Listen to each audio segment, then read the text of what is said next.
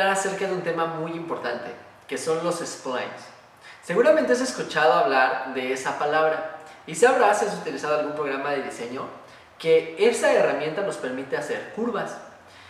Si vieron los videos anteriores, hablamos acerca de cómo en la computadora tienes que expresar las figuras, las líneas, los círculos, las formas, de una forma matemática poderosa y flexible, mediante la cual no solo puedas explicarlo con exactitud y puedas replicarlo también con exactitud, sino que también puedas modificarlo flexiblemente y de una forma poderosa para el diseño.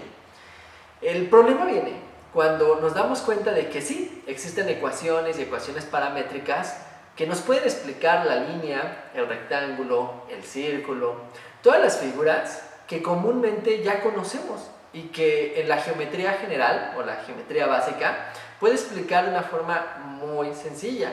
De hecho, todos en la escuela alguna vez conocimos la ecuación de la línea, del círculo.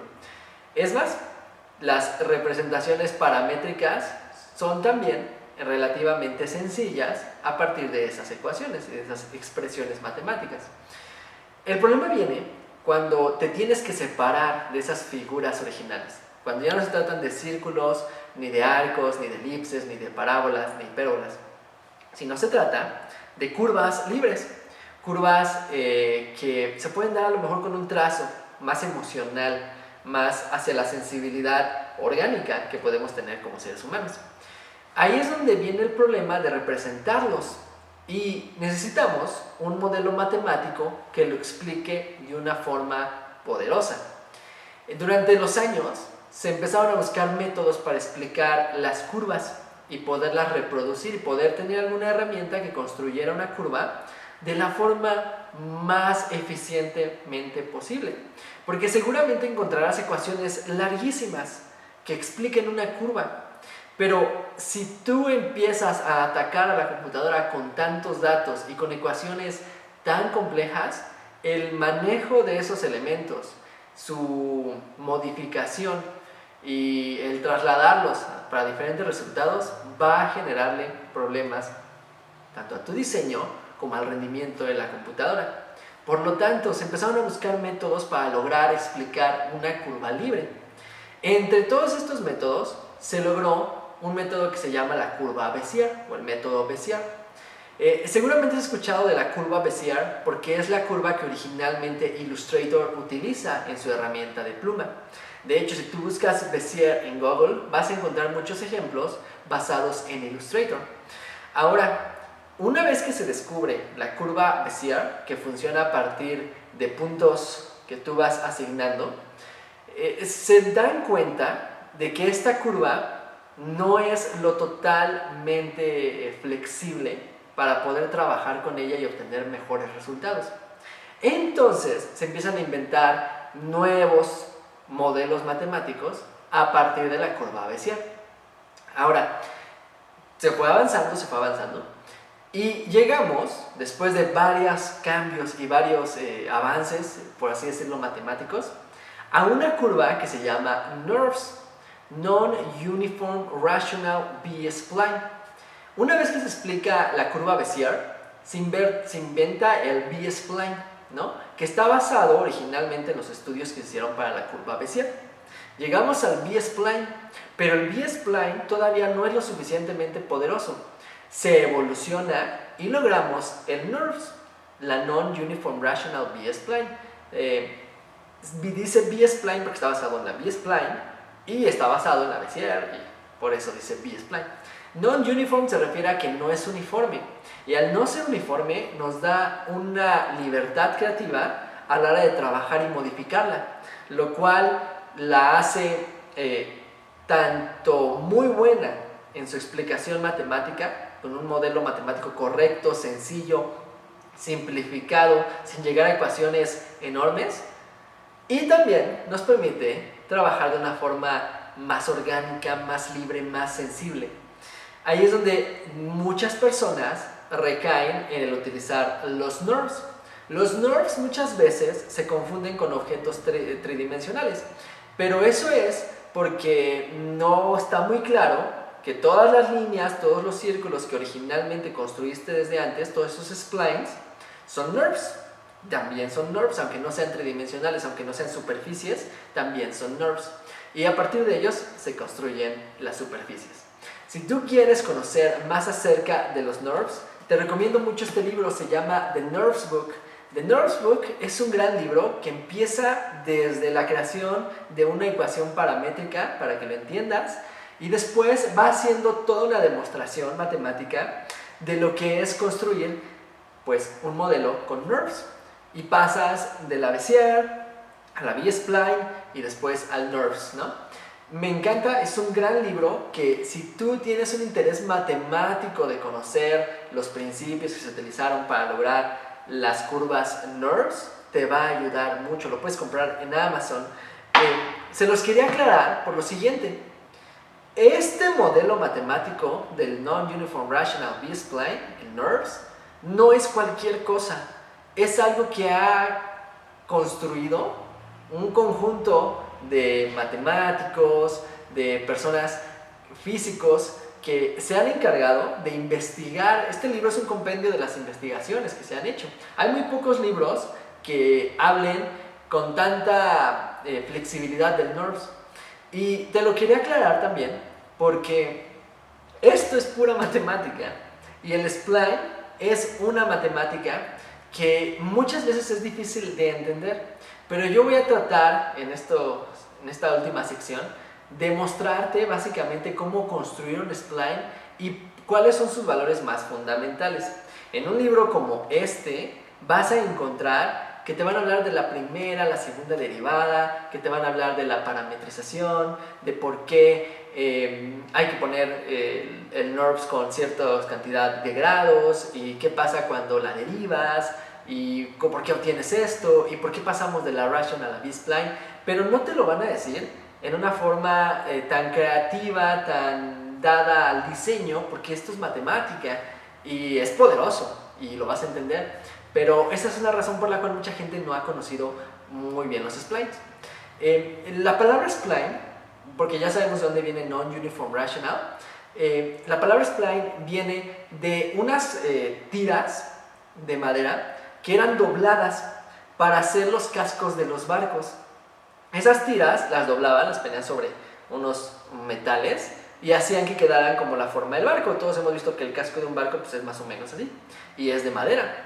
Entonces las doblaban para que tuvieran esta forma y de ahí viene la denominación de un spline. También por algunas reglas que se utilizaban en el dibujo técnico que también se denominaban splines y que te permitían obtener diferentes curvas. Aquel que haya dibujado a mano y haya utilizado un spline lo recordará. Son unos como, ahorita no tengo uno, pero son unas reglas que eran deformables y podías obtener una curva totalmente accesible sin que se notara la diferencia, porque no la estabas construyendo con diferentes curvas, sino tú construías la curva al doblarla. De ahí viene el término spline. Ahora, podrás ver en nuestros tutoriales con profundidad cómo construir un spline en cada uno de los programas que lo manejan. Aun cuando es igual en todos los programas, la matemática, a veces el trabajar con ellas varía un poco, ¿no? Y para este ejemplo que te voy a hacer, voy a usar la herramienta más poderosa para trabajar con splines y con NURBS, que es Rhinoceros 5 o Rhinoceros 5. Este programa es excelente, es yo podría decir el programa más accesible para trabajar con NURBS y con splines, el más, no quisiera decir el más poderoso porque hay programas como CATIA, Alias que también trabajan con NURBS y que también tienen un gran poder y una gran flexibilidad, pero la verdad es que Rhino yo creo que es la plataforma más accesible para aquel que busca aprender y trabajar de forma poderosa. Voy a dibujar para ustedes dos tipos de splines. El spline, ¿cómo se dibuja? Sabemos que matemáticamente existe un modelo que nos permite entenderlo y nos permite mostrarlo sobre una pantalla. Pero ¿cómo lo trazo? ¿Cómo lo expreso? Yo sé que la computadora va a hacer la ecuación matemática, pero ¿cómo lo expreso en un programa de diseño? Bueno, es relativamente fácil. La NURBS debe de estar construida de alguna forma. Así como el círculo está basado en su centro y se dibuja pues básicamente la distancia del radio a todos los puntos, que debe ser siempre la misma, así va a tener una forma de dibujarse aquí. La forma de dibujarla es bastante, ¿cómo decirlo?, accesible, sensible, y mucha gente le molesta porque no entiende que tiene que tener cuidado a la hora de trazar el spline.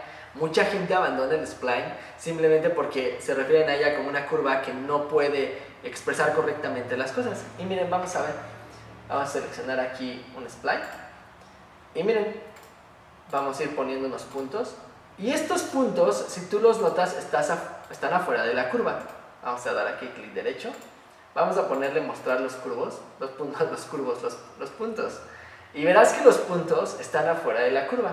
Hay otra forma de expresar el spline, y es a partir de un spline que tiene los puntos encima de la curva. Si los notan aquí, ahí está, clic derecho. Y le voy a pedir al programa que me muestre los puntos. Si ustedes lo notan, en un spline los puntos están por fuera y en otro están por dentro. Yo puedo seleccionar estos puntos y con toda la libertad cambiar el spline y darle una diferente sensibilidad. ¿Ya lo vieron? Ahora, ¿cuál sería la cuestión en tener los puntos afuera y tener los puntos encima de la curva? Bueno, al momento de trabajar en 3D, una forma más poderosa es tener los puntos afuera de la curva. Nos permite trabajar de una forma más dinámica. De hecho, las superficies NURBS nos van a permitir prácticamente solo trabajar con puntos fuera de la curva.